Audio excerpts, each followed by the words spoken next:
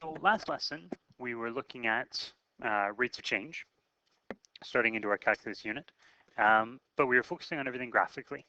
Right? We were looking at graphs and trying to draw tangents and secants on the graph. What we want to do today is very similar, except we're adding in equations. So we're going to start dealing with equations with them to try and find the rate of change instead. Before we get there, this is a skill that you're going to need for this unit. And this seemed like a pretty good time to insert it. It's something called a piecewise function. So a piecewise function is one that's defined in different stages. So we've got f of x there, and instead of being written explicitly just with one particular function, it's broken up into three different functions. So we've got this guy, and this one. But notice the comma, and then afterwards it's stating the domain that we're going to use for that particular graph. So the first one there, the minus x plus 2, we're only going to show that graph for values of x less than 0, and so on for the other two. So I'll show you how this looks. The way to start it, the easiest way to start it, is you just graph the line as it would be. So we're only looking at this guy for a moment, okay? So that's a straight line, y equals minus x plus 2. That has a y-intercept of 2, and it has a slope of negative 1, so down 1 over 1. So I can draw that line in.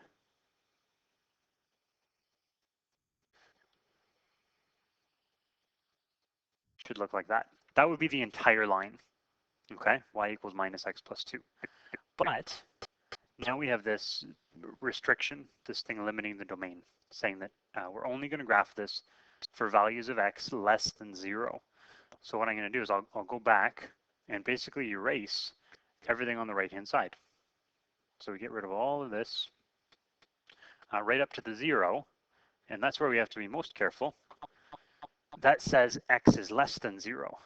So right at the y-axis, right at x equals 0, we're not counting this version of the function. So what I do is I put a little open dot there. And you should remember the open dot means don't quite hit that point.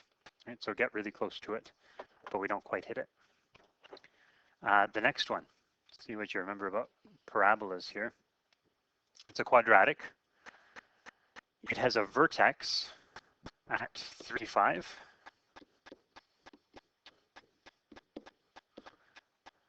It opens down. And the step pattern, this is going back a while. Step pattern is 1, 3, 5. That's the easiest way to graph this parabola. So I'm going to put the vertex on at the point 3, 5, right there. And the way that the step pattern tells us is to find other points, we go over 1 and down 1, then over 1 and down 3, over 1 and down 5 spots, and so on. There are other ways to graph this if you remember it from grade 11 probably is when we would have taught you. But grade 10 was when you learned it for the first time, and you would have learned it in grade 10 using the step pattern. So we'll graph that parabola. That's the entire parabola again. Okay, so that's everything. But then I take a look back and say, wait, it's got some restrictions on it again. I'm only supposed to graph this one between 0 and 4, and including the 0. So I'm going to back up on the left-hand side here first. But it does include x equals 0, so there really is a point there. So I have a closed dot. But then when I get to positive 4, that should be an open dot again, right? So back up to there, and that's an open dot. So that looks pretty good. Last one, 2x minus 4. So I'm just thinking about that line again, okay? So that line says start at a y-intercept of minus 4, and then use a slope of 2, up 2 over 1, up 2 over 1, and there's my line. Oops, that's a really bad line. It's okay, I'm going to erase it anyway. So that would be the entire line. Oops, missed my arrow at the top. But We're only graphing that for values bigger than x is 4. So all of this is gone. I'm going to have to fix my red line there. Put that back in. This is all gone. And we get right up to the x equals 4. And this now does include the 4.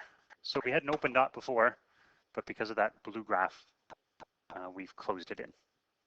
So that's called a piecewise function. It's a way of getting kind of funky graphs if different things are happening. That sort of graph, it's not possible to write that with just one equation. You couldn't do it. So this is a way of being able to describe a graph that might have several different pieces to it. It's called a piecewise function. Okay, as you're doing it, the way I did it there is about your best bet. Just graph the whole thing and then go back and erase pieces. Or if you're really paying attention, I suppose you never would have drawn them all in the first place. Pay really close attention to those less than or equal to symbols for your open dots and your closed dots. They're the key there. Okay, so again, that was something you're going to need for this unit, but not really a huge part of today. We're looking at formulas, and you can see I've got one up there now. That x squared plus x over 2, it's just a quadratic, it's just a parabola. And here I want to try using a secant. So it says use a secant to determine the average rate of change between x equals 1 and x equals 3. Now that's, from what we would have done last day, that's manageable, right? There's x equals 1. X equals 3 is right here. And so our secant would have looked something like that. And we would have calculated our average rate of change based on the rise and the run, and that would have been fine. I wanted this on so you can still picture it. But what I want you to recognize is that because I've given you the formula, the graph is no longer necessary. We can just use the formula to get this. And the way we'll do that, the average rate of change, remember, is equal to the rise over the run.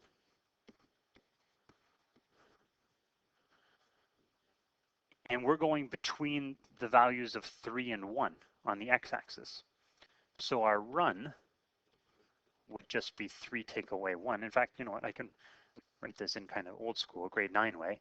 It's y2 minus y1 over x2 minus x1, right, from way back in grade 9.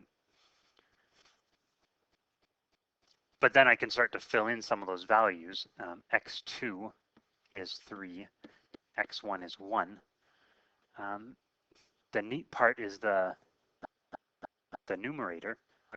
Since we're given the function f of x, the value of y2 is f of 3, and the value of y1 is f of 1, right? Sub in 3 and sub in 1 to figure out what the particular y values are.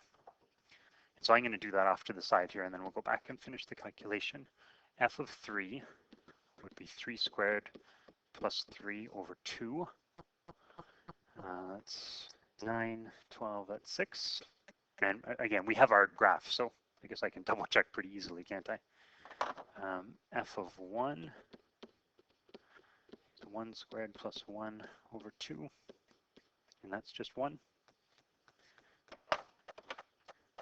So now if I go back to my function, or excuse me, to my average rate of change calculation, that's 6 take away 1 over 3 take away 1,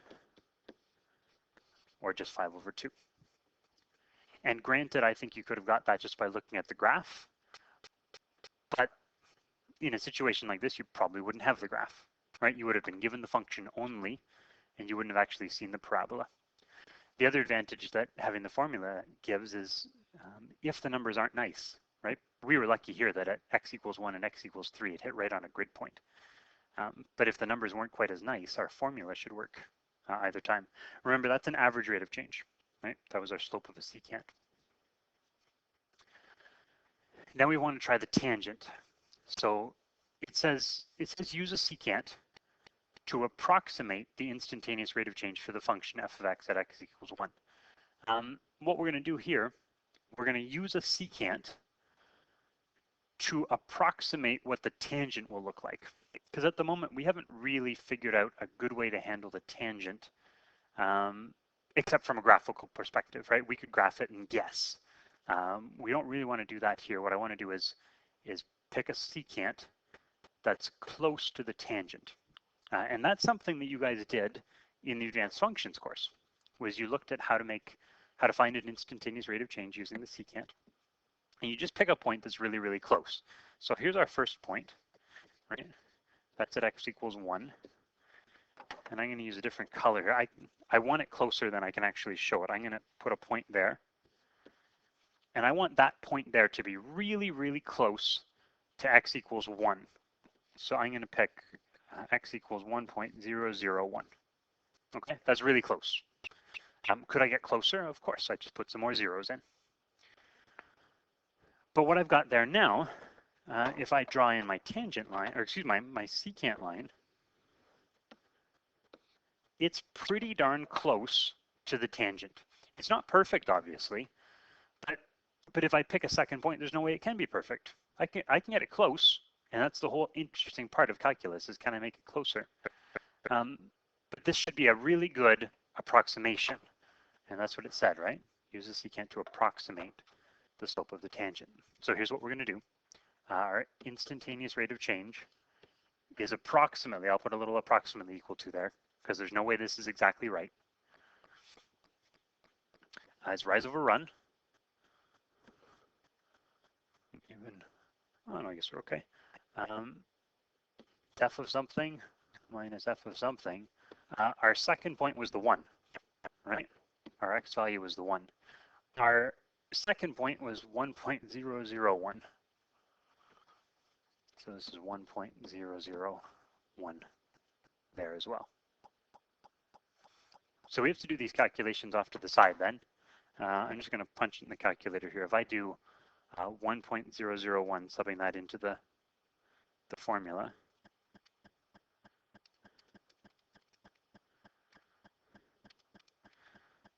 I got 1.00150005. I'm recording it as accurately as I can. And then f of 1, we did that a second ago, right? That's just 1. Divided by the denominator, which is 0.001.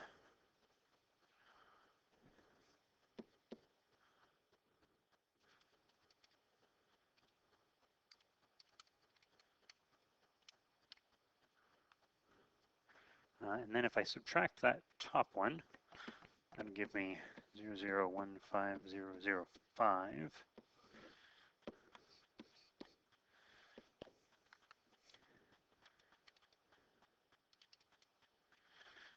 And a final answer of 1.5005. And remember, that's our approximation for the instantaneous rate of change. It's not perfect, but it's pretty darn close. Now, the way we'd make it closer, as we mentioned a second ago, is we'd make that 1.001 closer to 1. So adding in more zeros would work. Or if you wanted to, I suppose, we could have gone on the left-hand side. I could have gone x is 0.99999, and that would have worked too, right? It would have been really close to x equals 1. You can probably guess what the instantaneous rate of change actually is. It turns out that it's exactly 1.5. So that extra 0.00 stuff is there because of our estimations, because we've drawn a secant instead of a tangent. So there's a couple issues there, but we've come close. Right? We've come close, and we could have come closer simply by picking better numbers. Better numbers meaning a little bit closer together. The closer they are together, the closer the secant is to actually being our tangent line. So here we just want to do some things in general for a minute. This is going to help as we go forward. It says use the secant to write an expression for the average rate of change between x equals a and x equals b. So there's our secant line. Our average rate of change is, I'm going to go slow here again, it's rise over run, which is y2 minus y1, or x2 minus x1. But we can do better than that now because we've called these particular x values a and b. So x2 was our b value, x1 was our a value, And we're making the assumption here that we know the formula. Okay, we're given a function. So f of x, if I want to know y2, I would just sub in the b value, and similarly sub in the a value. And that is an expression for the average rate of change. So that's a big one. It's going to become pretty important for us, at least as a starting point. We're going to build on it. That's one way to calculate the average rate of change. Little formula. All it is the grade 9 formula, right? y2 minus y1 over x2 minus x1. We know a little bit more as far as notation goes, but that's all we've got there. This one becomes a little bit better and is not a huge change, but we're writing things a little bit differently this time. I still want an average rate of change. I still want a secant, but I've labeled things differently. Instead of saying that I have x values of a and b, I'm picking my first value here, which is the a, and I'm going to call the second value on the x-axis a plus h. So h is some extra number that I've added on, right? That means, really what that means is that this distance right here is h. I've gone over some distance on the x-axis to find my next point. So let's think about how that changes our average rate of change. Write the same thing down again. It's y2 minus y1, x2 minus x1. But this time, instead of a and b, our x2 value is now a plus h. And our x1 value is a. And so in the numerator, similarly, it's f of a plus h minus f of a. And the reason that that becomes better, you can probably see it in the denominator now. Before I had a's and b's, this time I've got a couple of a's. And the a minus a is going to cancel, which leaves us with just an h on the bottom.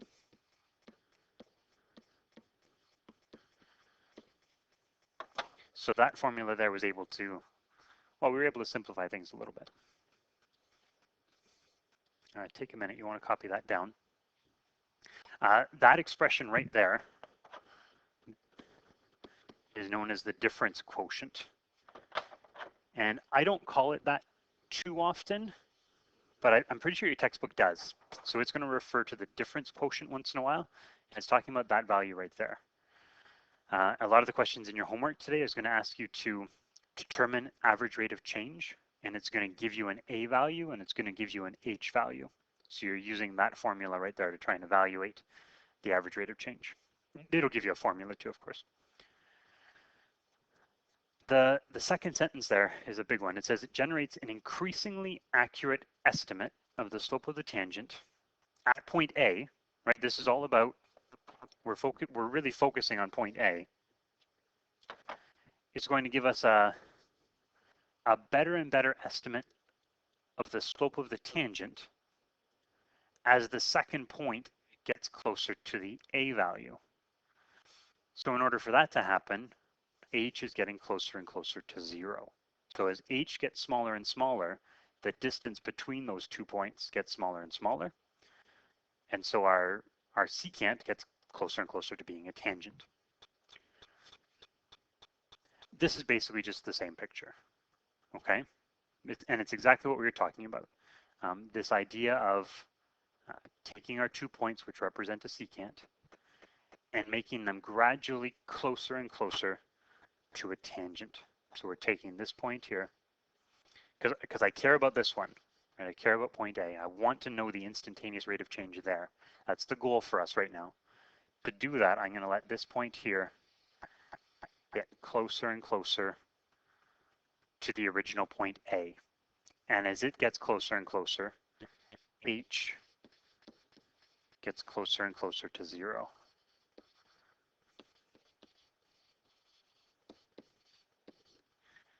This is a limit problem. And limits are a fundamental idea for calculus. And so we're going to have to take a bit of a detour before we can do too much more with calculus itself to look at limits specifically. So what happens as What does it mean for h to get closer and closer to 0, right? It's an infinity issue. How can I get closer and closer to something? Well, we did that a second ago, right, with our 1.001. And can I make that closer to 1? Sure I can. I go 1.0001. Well, I can get closer than that still. So how close can you get? That's a tough problem to try and understand. But that's what calculus is going to allow us to do, is consider this idea of letting our second point get closer and closer to our first point.